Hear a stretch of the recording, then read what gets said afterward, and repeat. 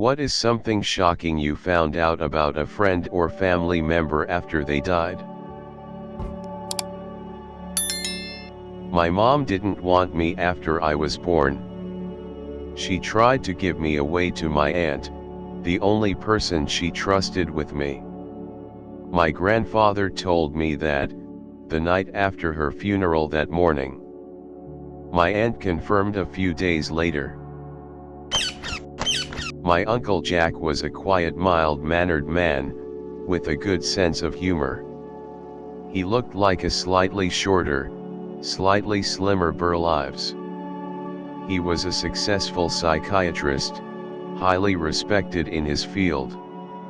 Turns out he was also an OSS agent during WW2.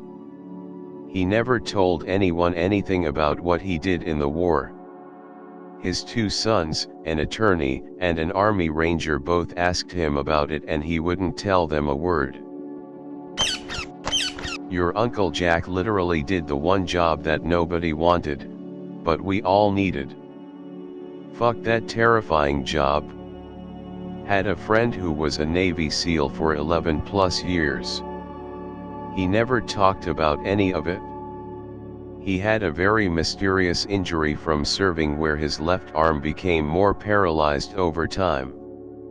Anytime you brought it up, he would just go silent for 3 or 4 days. They probably did us favors not telling us. I found this all out when I asked my father about the history of mental illness in our family when I was diagnosed bipolar last year. He said we had none, but my aunt said, "Don't you remember when Mom went away?" My dad and aunts didn't know what had happened exactly.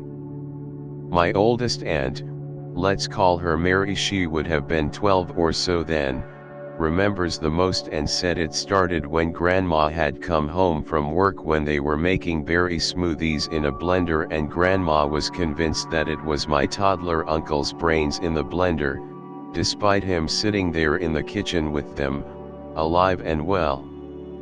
She started screaming at them about how evil they were and shaking him and trying to get him to wake up even though he was crying and screaming. At some point she grabbed a knife and was chasing them with it.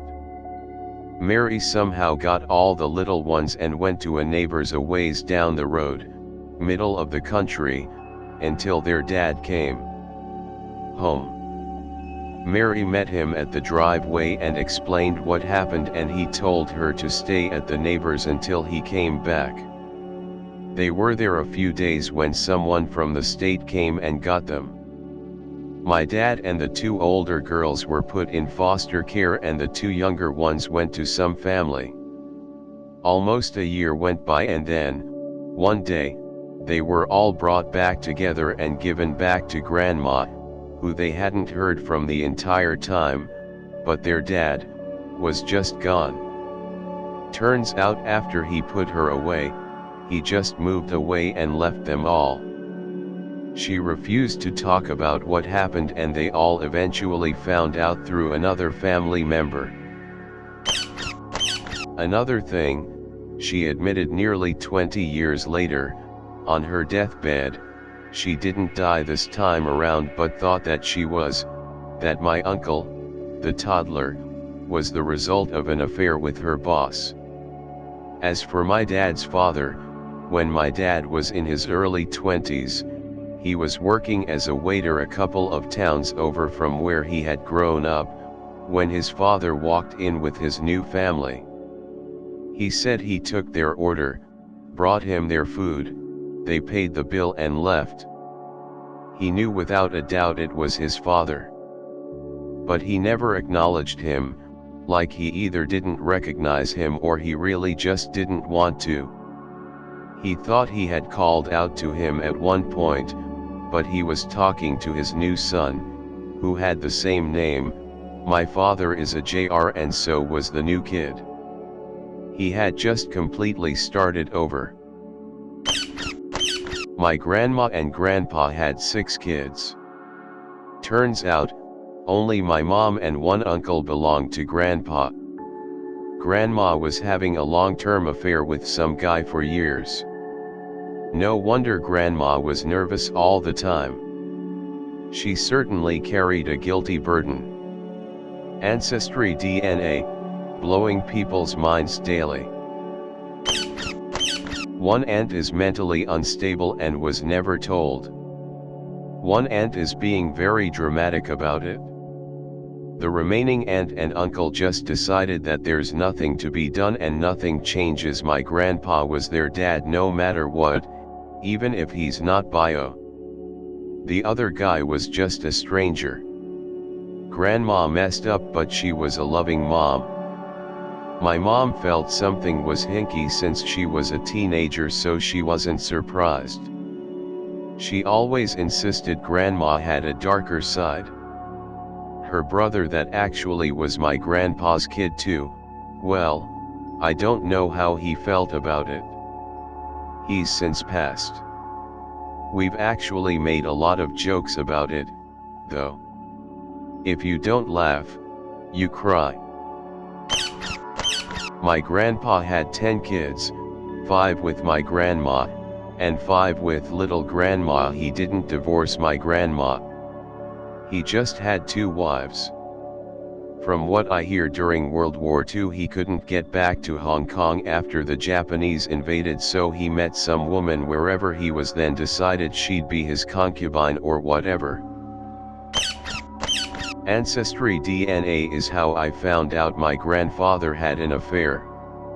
It showed I had a half-uncle the next state over. Got to meet him nevertheless, along with a few other relatives that were curious to meet him. He was shy, but a nice dude.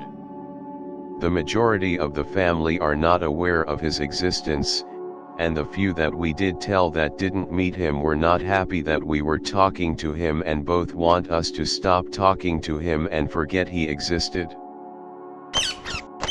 Great-grandma lived in a boarding house while great-grandpa was a traveling salesman. There was a nicely dressed man who would come through on business like clockwork. He thought 4-year-old grandma was adorable and would watch her for great-grandma if she needed to run to the store. He suddenly stopped coming around, and a few weeks later great-grandma saw his picture in the paper. Turns out, she had been letting pretty boy Floyd babysit her kid. Went to a friend, from college's funeral about a month ago. He passed young, early 30s, and had a wife and 3 small kids, with the youngest 2 being twins born early this year. We were close in school but only casually kept touch over the years, so I had only met his wife, a few times. I get to the funeral and was surprised how well she seemed to be holding it together, but figured everyone handles grief differently. I offer my condolences and then end up chatting with a few other college friends after the service. A comes up to the group to let us know that we are invited to go have a drink with her and a few others if we want, as her parents are watching her girls for her. I was going to decline until she states she really wants all of us to join because she needs to let us all know what she found out over the last week while going through ours things to try and get her and the girls' life organized. Apparently the reason she wasn't very upset was because R had been leading a double life for the past 13+ years. He had always claimed his dad had owned a trucking company and then sold it, leaving him really well off. Based on his spending habits, this all seemed true. He also had claimed his mom passed while we were in school, that he was an only child. After he left the college I attended during our sophomore year, he would post pictures of Vanderbilt and claimed he transferred there to finish school. He also said he got a master's from a different prestigious school. I had worked with him briefly a few years ago in a professional capacity when his company reached out to possibly work with my company, so based on his role there, all of that totally sounded like it could be true. Turns out none of it was. His mom and sister attended the funeral. The mom, all of us, including his wife, thought had died when we were in college, and the sister none of us knew existed. She had no idea he told people she was dead. She thought R and A eloped, and with her living out of state, R would make up excused why A didn't visit when he did. R had also told us his sister was his cousin, so we were all shocked by that too. R even went so far as to show A an obituary of his dead mom when they were dating. A thought the whole time that his actual mom was his aunt and that his sister was his cousin. The school stuff was also all BS. He apparently transferred to an online school and got a bachelor's, but would send us pictures from Vanderbilt's campus. The trucking company his dad owned was real, but actually went bankrupt and was liquidated. The trust fund he told A that he set up for the girls doesn't exist. He had told A he didn't have students' loans but actually had $78,000 still. He had maxed out multiple credit cards she didn't know existed, and on top of all of this, he was cheating on A with multiple other women. Taking them for fancy dinners, to the casino, getting hotel rooms for them. Needless to say, A was livid, and she was very happy to find out she wasn't the only one R had been lying to all these years. The whole thing seriously felt like a movie. I didn't realize stories like this actually happened in real life. I am still sad my friend passed, as he seemed like a friendly good guy in the time I knew him, but I also realize many of us never met the real him. Now the rest of us are doing what we can to help A and his girls. COVID-related pneumonia. He apparently started feeling worse, but refused to let A take him to the hospital or call for an ambulance. He ended up passing away overnight. He was a very stubborn individual, so I am not surprised by this, unfortunately. It honestly shocked us all to know someone personally this young pass away. It was the day before, but still. My grandfather had a cache of things from the war that he never clearly explained the origins of. Letters, Nazi patches, swastikas, and other items. He finally admitted that he had come by them in the Netherlands after he and a friend shot a prisoner and raided his body. He kept the items. Rather prosaically, he said he felt no remorse for the bloody Jerrys and would die with a clear conscience. My grandfather had been in the British Army as of 1938 and been to Dieppe, Normandy, and later liberated one of the most notorious Nazi camps. Till the day he died, he had extreme disdain for the Germans, whom he claimed had ruined his life. 4 years ago my dad passed away in an accident. It totally broke my mom and siblings. He and I never really got along, so I was sad but didn't take it nearly as hard as my family. A year after he passed, my mom gave me his old desktop when my computer died. I found out that he'd been cheating on my mom for years when I stumbled onto the folder where he saved every chat log, picture, video, etc. Most of them were only online, but he met up with one woman while he was out of town for work. I've never told my family and don't think I ever will. After my grandma died, we found a letter from an unnamed woman to my grandfather. It was a letter claiming that my grandfather was the father of her child. That if he wasn't going to leave my grandmother for her, she would abandon the baby with them and would have no part in raising it. With the death of my grandma, no one else alive in my family had any idea what this letter really meant. Basically, anyone who could give any clarification was already dead. Did my dad have another sibling? Was my uncle secretly not my grandma's biological child? Was she lying and there was no child? We will never know. We had this friend of the family that was always presented to us as our Uncle Alan. He was my dad's English teacher in high school. Anyways, long story short, on his deathbed, he confessed to my mum that he used to fuck my dad in high school and that my dad had been blackmailing him his entire life. My dad is a total piece of shit, by the way. I have not spoke to him in over a decade. But yeah, this was a pretty fucked up revelation, even for him. Not me, but my uncle found out he had a different dad than his siblings when he was taking a DNA ancestry test. His mother had had an affair. Both parents were dead when he found out. He's a huge prick, so I thought it was funny how it hit him. He mistreated my mother for not being one of their full siblings from the same parents, and turns out he isn't either, lol. My great aunt and uncle never had kids, so they treated me and my siblings like their grandkids. My aunt died 10 years ago this year.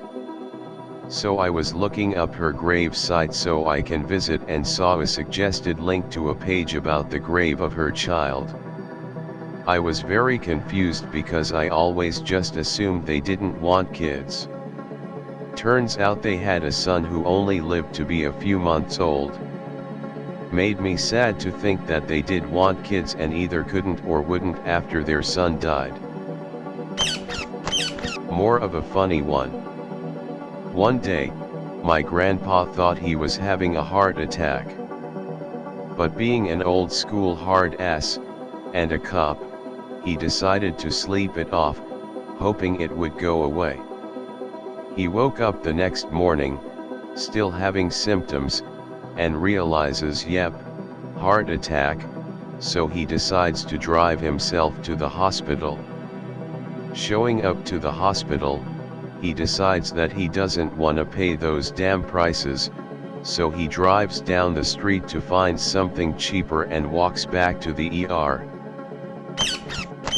That my great uncle had been physically abusive to his wife back in the olden days.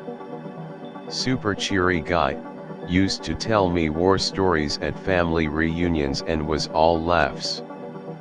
Found out because as we lost him to dementia, the behavior came back with it and he couldn't be near my great aunt. They died having been apart from each other for months. Tragic thing. LOL, my aunt, mom's sister, was married to a man who was one of 4 children. He was the only one who married. The 3 siblings lived together in a house up until each of them died. My uncle was the youngest.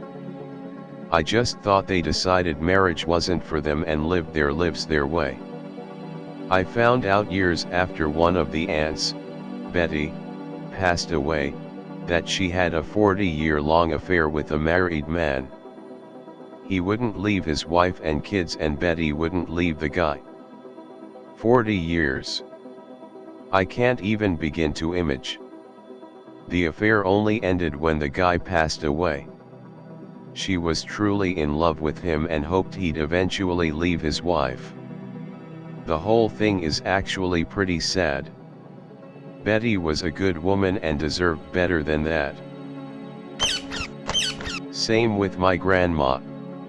She was sent away to give birth to the baby at a home for teenage moms ran by nuns. She came home after had the baby, and her parents never spoke of it again. She became a raging alcoholic. She's been sober 10 years now, but I'm convinced she started drinking to numb the pain of giving up a child and never speaking of it again. She's still alive and the family only found out about it right before we sent her to rehab. So crazy. I've always wanted to do an ancestry DNA test, but scared I might find the person and start some major shit in the family, grinning face with sweat.